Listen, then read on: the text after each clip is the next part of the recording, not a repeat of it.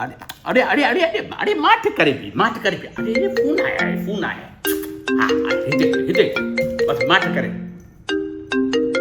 हाँ हेलो आप loan department से बात कर रहे हैं? जी फरमाइए जी पूछिए। मुझे रजा कहते हैं। अच्छा खपे अवांखे मतलब आपको क्या चाहिए 5 करोड़। अच्छा अवांखे लोन खपे 5 करोड़ अच्छा वैसे इफ यू डोंट माइंड आपकी सैलरी कितनी है 15,000 है, कट कटा के तकरीबन 12,000 तक हो जाती है। क्या अरे अच्छा भोग तो कलाई ना चलियो है जा कहीं 12,000 में तनख्वाह आपकी बचती है आपके हाथ में और आप चले 5 करोड़ का लोन लेने के लिए। अभी हाँ मुझे बताया तो आप ये बताएं कि आप फोन खुद बंद करेंगे या फिर मैं आपको आपकी पसंद की गाली दूं। आप लोन ना दें। बंद करो फोन चलियो है सर